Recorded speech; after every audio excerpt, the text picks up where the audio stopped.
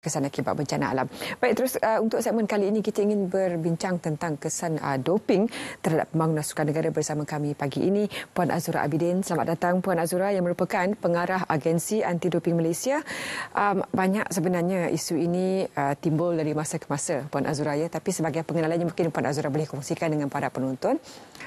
Sebab doping di Malaysia ini tidak seperti di negara lain. Negara lain sentiasa timbul kes ini, tapi di Malaysia mungkin kita boleh katakan agak sedikit terkecuali ataupun terpencil, Puan Azura, ya. Tapi itu tidak maknanya kita kena ambil lewa peranan skop tugas Agensi Anti Doping Malaysia ini. Terima kasih. Assalamualaikum warahmatullahi wabarakatuh. Saya daripada Agensi Anti Doping Malaysia, ADAMAS.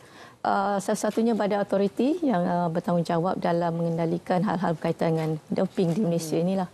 Sebagaimana Cik beritahu tadi itu, memanglah Malaysia ni kalau diikutkan dari segi trend kejadian salah guna menggunakan bahan terlarang dalam sukan ni merupakan salah satu gejala yang sangat-sangat sinonim dengan atlet.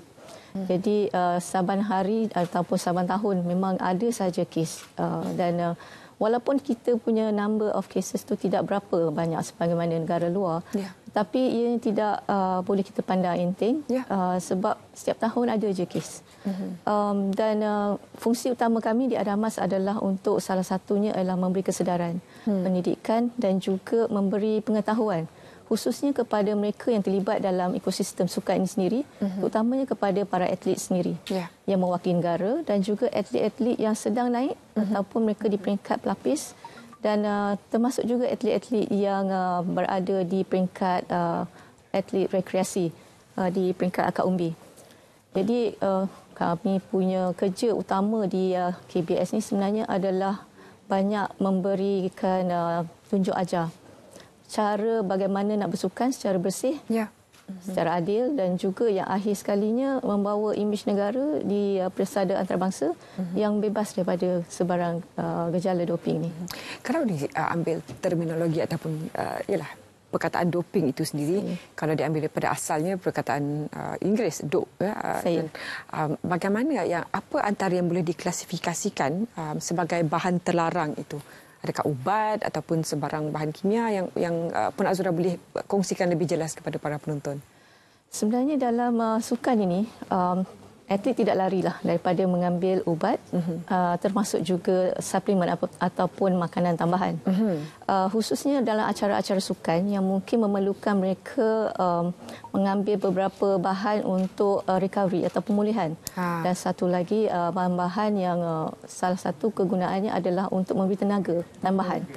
Jadi apa yang berlaku di sini adalah kadang-kadang ada bahan-bahan yang mereka ambil ini di dalam produk-produk yang mereka ambil itu, yang pertama sekalinya adalah ia tidak mendapat kelulusan.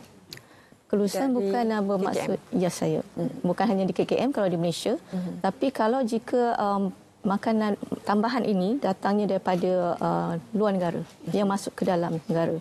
Jadi mereka ini adalah mengikut batches yang perlu melalui satu bentuk kajian dulu, ujian baru boleh masuk.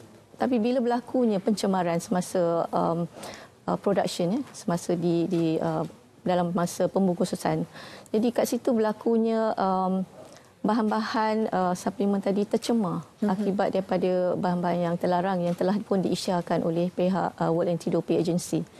Ini yang berlakunya bila rujukan tidak dibuat dulu kepada doktor ataupun pegawai perubatan yang bertanggungjawab dengan perihal kebajikan atlet di peringkat mungkin kalau kat sini di peringkat Majlis Sukan Negara di bawah kelolaan persatuan-persatuan dan juga di peringkat negeri.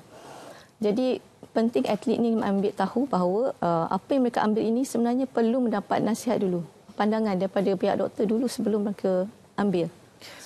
Puan Azura, pernahkah sebelum ini sekiranya ada kes-kes yang telah pun timbul dan telah pun disiasat bila atlet pergi ke MSN, pergi ke ADAMAS, pergi ke semua badan-badan yang sepatutnya bahan tersebut dianggap okey, tetapi bila sampai ke peringkat antarabangsa sebenarnya tidak mendapat kelulusan. Pernahkah itu terjadi? Jarang berlaku sebenarnya. Jarang. Sebelum kita hantar atlet keluar negara sekalipun, semua atlet yang akan pergi mewakili negara, kita akan buat saringan dulu. Selalunya Kalau contoh kita buat saringan ke atas atlet yang dalam kategori sukan-sukan yang berisiko tinggi. Seperti contoh angkat berat, lumba basikal, badminton. Ini antara sukan yang kalau diikutkan dari segi medal tally ataupun pingat yang dipertandingkannya agak tinggi dan Malaysia mempunyai potensi yang sangat tinggi dalam acara-acara ini. So kita akan buat ujian dulu. Dan kita akan bagi pendidikan juga dalam masa yang sama. Dan sebelum mereka pergi, kita pastikan mereka ini clean lah, bersih dulu. Dan kiranya berlaku juga di luar negara, maksudnya kat situ kadang-kadang dia punya timing. Kemungkinan ada juga yang mungkin ambil secara sengaja atau tidak sengaja, mereka tak tahu apa yang ada dalam kandungan bahan-bahan yang mereka dah ambil tu. Itu mungkin berlaku jugalah secara tidak sengaja. Jadi cara pengambilan ini bukan setakat ubat semata-mata, kerana bagaimana sebenarnya cara mereka diuji? Adakah urine test dan ambil ujian darah semata-mata? Mereka ni akan diambil dua-dua sekali. Sudah tentunya yang urine ni adalah yang kebiasaan kita ambil. Dan darah ini pun kita akan ambil berdasarkan kepada keperluan dalam plan pengujian yang kita bangunkan. Dan setiap atlet yang akan diambil ini basically adalah mereka yang kita dah buat risk assessment dulu. Kita buat penilaian risiko dulu. Mengikut acara, dan juga atlet yang dari segi kemenangan tu, dari segi sponsorship mungkin, dan mereka yang mempunyai ranking di peringkat antarabangsa. Ini mereka ini antara mereka yang selalu diberi penekanan lah. Memang kes itu berbeza-beza, tapi apakah ada satu timeline ataupun rangka masa yang diambil untuk menyiasat sama ada apa yang diambil itu, sama ada atlet itu bersalah atas kes doping atau tidak? Sekiranya selepas menekstur kejohanan, dapat ujian, dikesan, berapa lama sebenarnya tempoh untuk memastikan clear atau tidak? Okey, apabila satu sampel itu didapati positif. Jadi kita ada di peringkat ADAMAS sendiri, kita perlu melalui satu proses yang dinamakan pengurusan keputusan. Jadi dalam tempoh 6 bulan kita diberi masa berdasar kepada peraturan anti doping dunia. Kita perlu pastikan kes ini selesai. Maknanya dalam masa 6 bulan tu kita akan melalui beberapa proses. Yang mana proses-proses ini melibatkan atlet, mungkin dia nak cabar dulu sampel yang pertama, dia nak buka sampel B, dan seterusnya proses itu berlangsung dan sehinggalah dapat keputusan yang kali kedua mungkin, ataupun masih lagi positif, dan kita akan terus dengan pendengaran. Dan daripada pendengaran tersebut kita akan terus pula dengan rayuan sekiranya mereka masih lagi tertakluk di bawah hukuman yang kita dah tetapkan. Jadi proses itu ambil masa lebih kurang 6 bulan sehingga dapat keputusan. Okey, Puan Azura, bagaimana pula dari aspek pendidikan? Ya, kita ada undang-undang, ada penguatkuasaan.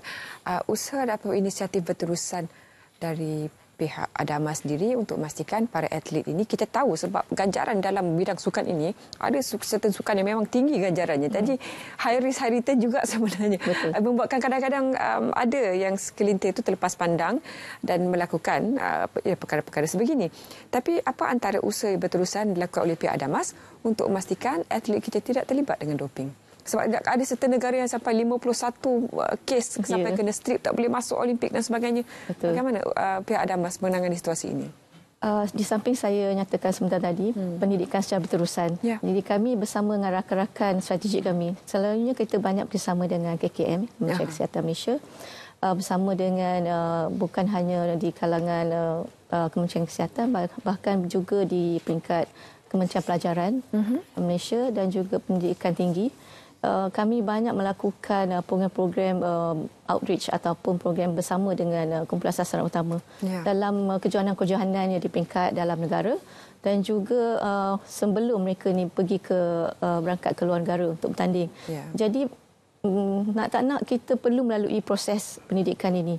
Dan kalau sekiranya dah dibagi semua sekalipun, jadi juga. So maknanya kita kena lihat di mana berlakunya loophole ataupun lompong-lompong yang mungkin kita nampak ni, kita cuba baiki dia semasa ke semasa.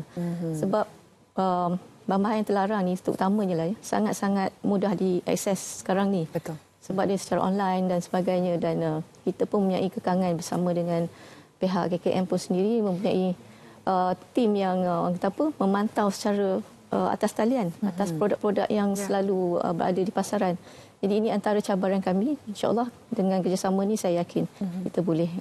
Kita juga tanya kepada Puan, ialah mewakili pihak Damas kan, ada antara usaha pendidikan kepada para atlet ini sebelum mengambil satu produk, melihat dahulu label yang ada pada produk tersebut dan memastikan tidak ada overclaim ataupun satu barang yang mengatakan oh boleh memerlukan ini. Sukan apa sebenarnya yang selalu ada substance overclaim ni? Dia tak ikut sukan juga sebenarnya. Banyak produk yang kat luar tu yang kita boleh katakan overclaim tadi tu, yang kata boleh kurus dalam masa seminggu, yang kata boleh putih dalam masa seminggu dan sebagainya tu. Ada tendensi atlet kita pun ada yang ambil disebabkan dalam kandungan bahan-bahan ini ada produk yang berbentuk pelangsing ni. Mereka tidak tahu apa yang ada dalam produk tersebut. Sebab dalam tu ada bahan-bahan yang kemungkinan ada bahan yang mengandungi bahan yang terlarang, iaitu sibutramine yang telah pun di ban oleh Malaysia. Diharamkan. Diharamkan pada tahun 2010.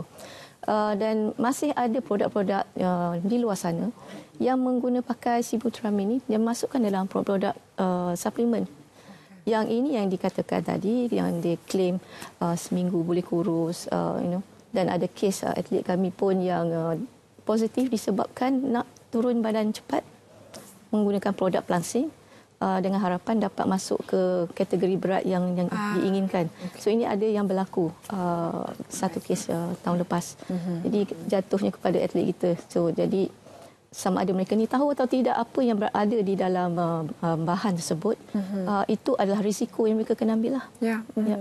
Jadi berbalik kepada satu kesimpulan, maknanya tidak ada jalan singkat sebenarnya. Kalau kita dah tahu itu berat kategori yang kita inginkan, kena 6 bulan sebelum tu dah melakukan seperti jadual seorang atlet. Baik, untuk tahun ini sebagai rumusan Puan Azab, apa antara inisiatif berterusan selain daripada pendidikan yang pihak Damas telah pun ingin rancangkan untuk para atlet, mungkin Puan Azura boleh kongsikan dengan untuk kami juga yang banyak peminat sukan sebenarnya. Sebenarnya ya, sebagaimana kita tahu tadi, tidak ada jalan singkat untuk berjaya. Dan untuk kita mengamalkan sukan secara bersih dan juga adil, kita perlu memastikan bahawa semangat juang itu berlaku di dalam badan, di dalam diri sendiri. Jadi sampingan ataupun bahan-bahan sampingan yang mungkin kita ambil, kita perlu lebih peka, para atlet perlu lebih mempelajari ataupun ambil tahu apa yang mereka ambil, dan prinsip strict liability ataupun kebertanggungjawaban penuh atlet kepada apa sahaja mereka ambil itu sangat-sangat penting. Dan kami di Damas sentiasa membuat kempen-kempen.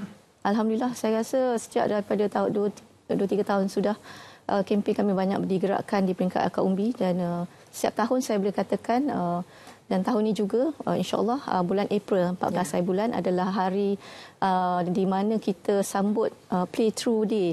Ini dikatakan di satu dunia kita akan sambut bermain secara bersih, bergiat dalam acara sukan secara bersih.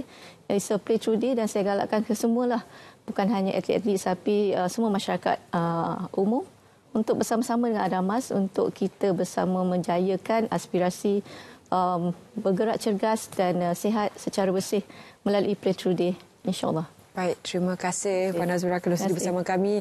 Bukan atlet saja yang dilarang mengambil doping, yang biasa-biasa yang masuk lari 5K, 10K ini pun janganlah ambil doping. Terima kasih Puan Azura sekali kerana sudi bersama kami. Sekarang kita juga